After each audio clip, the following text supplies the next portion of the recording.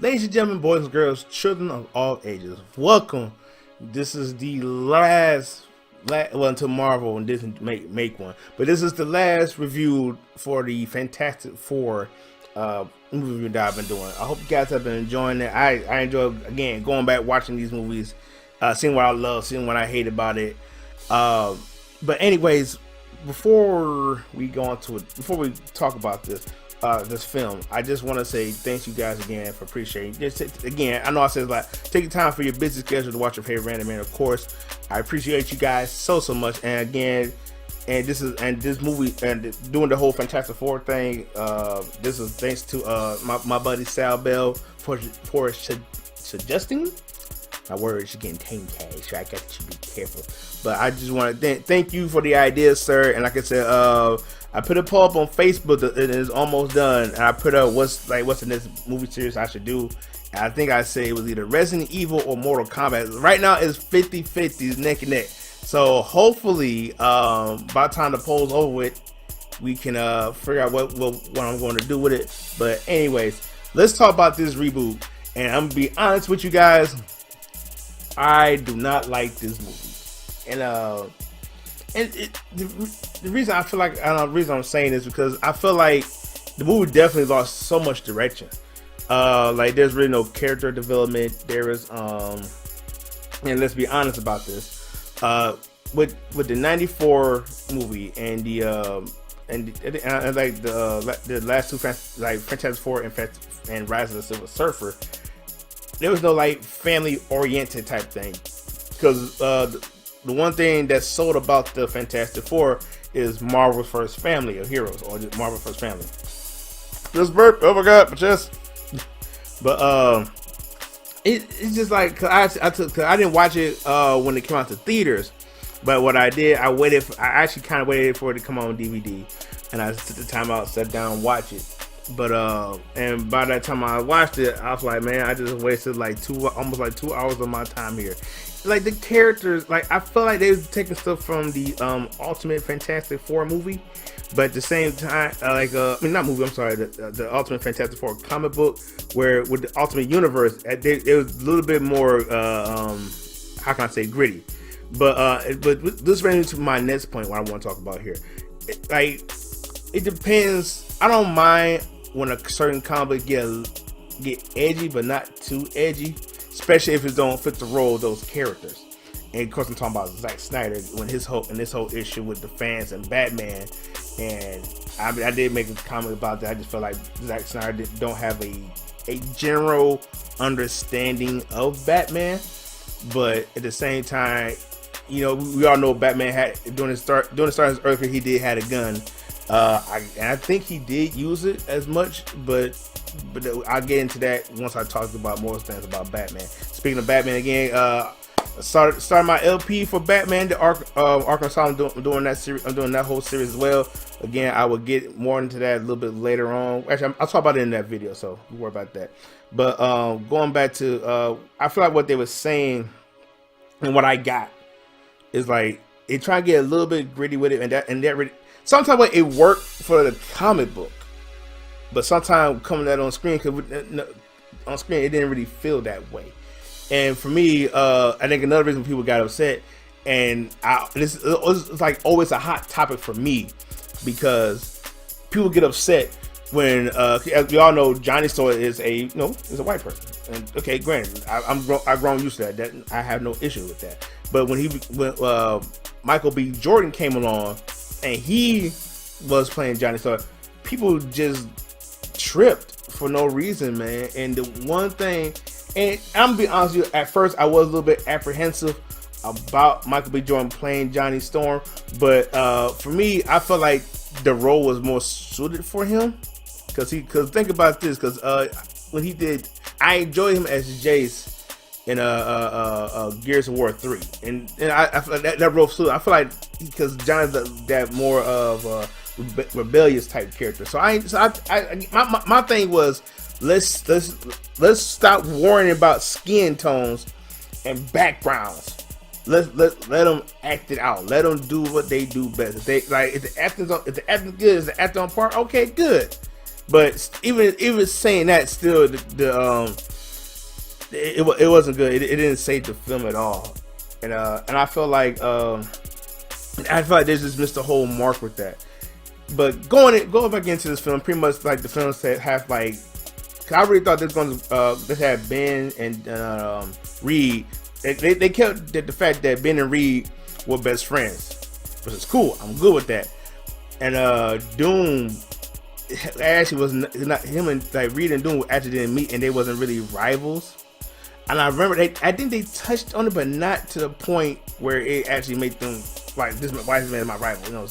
Because the certain build-ups, I would say, not too much in the first Fantastic Four, like, and no, sorry, in the '94 film, they did touch on it. They had it wasn't a good build-up, but it was a build-up point where they showed their rivalry. With in the other Fantastic Four movie, I don't want to say 2005. I don't know why I want to say that. Maybe 2004. I could be wrong. Anyways, I digress. But I felt like they touched on it, but wasn't touched on enough. This film again really didn't touch on it when eventually when Reed and Ben met, and which was I will say this part, and I do like this. They met Johnny and Sue's dad. I can't remember his first name. Let me look at it right quick. Actually, let's talk about the our cast right quick, because we have here we go. We have Miles Teller, Reed Richards. We have Michael B. Jordan, like I said, as Johnny Storm. We had Kate Mara as Sue Storm. We had Jamie Bell as Ben Grimm, and we had Toby Kebbell as Victor Von Doom, and Tim Blake as Harvey Allen, and R.G. Cathy as Franklin Storm. Okay, I didn't know that. But that's the one thing I will say on all these films. We actually they brought in Johnny and Sue's dad, which is really cool, and I like that. And how they said it was the biological father of Johnny and adopted father Sue. Can describe Franklin as brilliant, and hold on, let me see. As a brilliant scientist who has achieved much more than he thought he would. And the fact Franklin's main drive in life is to help bring kids that may have been dropped through the cracks or who were misunderstood. Cool, okay. Oh, okay, Mr. Kenny. All right, anyways, I worry about that. That's not the point. So I did enjoy. We get to see Sue and Johnny's father. I really did enjoy that. But at one point, I thought they was going to the negative zone, but they're going to an area called Planet Zero. They was hoping that NASA would let them go, but they made the portal and they go to Planet Zero. Victor done touch something, and pretty much everything's going haywire, and pretty much just how they got their abilities, whatnot. Sue gets them out. Victor was left behind. They thought Victor was dead. But in the one thing, now they say in the movie, and when I read about it and then watch it again, they pretty said that Reed left the little compound or the Baxter building that they was at because he felt guilty and he wanted to find a cure. And okay, so and again, the one thing that the first three films did, Reed didn't run away. He spent every waking morning trying to fix Ben. Eventually, Ben in the Rise of Superman and the other Fantastic Four movie, he grew to accept that who he was, and you know what I mean. If Reed found a cure, he found a cure. That's to me. That's how Ben was. I know Ben. He wanted to be normal, but at the same time, you know, he was okay for during that time period. And then like Reed, then Johnny, Ben, and Sue capture Reed, bring him back. And again, they reveal the portal. They get the scientists, and they find Doom. Doom, for some reason, I'm gonna talk more about it. For some reason, he felt like the human race wasn't capable of taking care of the Earth or some nonsense. So he was gonna take the portal, rebuild the Earth in his own image. And that's pretty much all I gotta say. Guys, I'm gonna be real with you. Like I said before, I did not like this movie. I hated it. I really did, because again, like I stated before, the one thing that made the Fantastic Four, I'm talking about the first three films, the 94, the 2005, and Rise of the Silver Surfer, is because it was family oriented. What I mean by family oriented, they were built to become a family. They even like through the whole film of this remake, with the first the 94 film didn't touch on it, but the 2005 film and or 2004, I could be wrong again, and the Rise of the Silver, they touch on when Ben and Johnny had this brotherly relationship, and at one point in like Rise of the Silver Surfer, when Reed and Sue was trying to get married, they feel like maybe we need to break the team up so we can so we can live this life that we want to live. And like you in a sense, you kind of, again, the films was mediocre, and I think the Rise of the Silver Surfer was better than the 2004 2005 film. I'm probably gonna put up here like it probably say 2004, but if I felt that family type bond that the cast had, and with the remake, we didn't have that.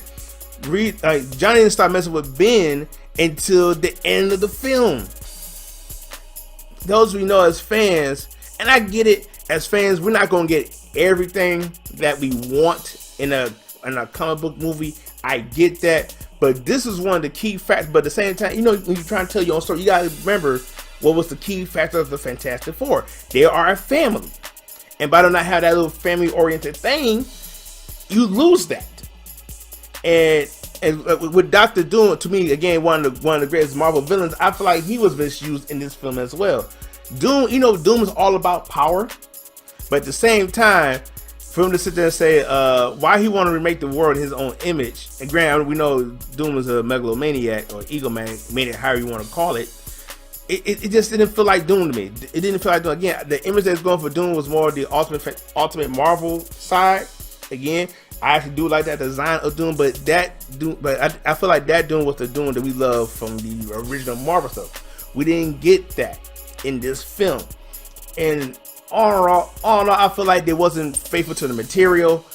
They wasn't. The story just fell apart. It just really fell apart, and that's why that's the one thing I always want to talk about. And I am going to do a video on a couple of these subjects. We're talking about different actors playing different race characters in movies and stuff like that, and what to me, and this is my humble suggestion, what makes a good anime, comic book, or manga live action movie.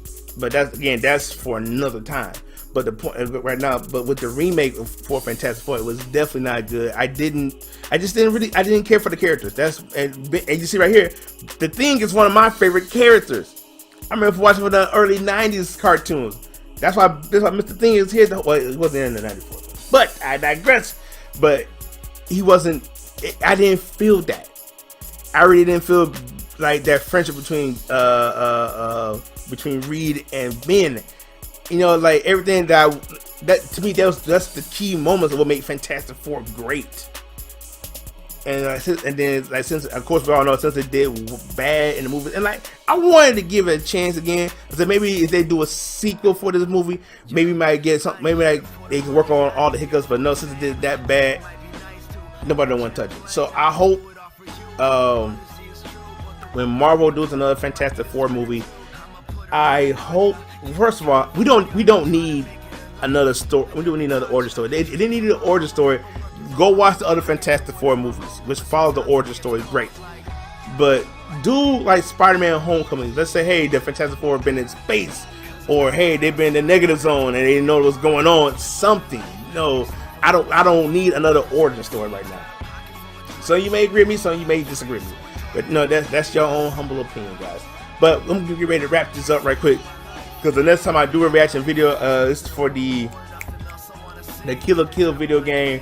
They got a little trailer. They got talk about all the little game modes. I think it's coming out this month, or no, it is this month or next. I think it's really next month in April. I think the 20th. I could be wrong again about that. But again, guys, I just want to thank you again for watching. Take your time with your busy schedule. Watch your favorite Random Man, of course.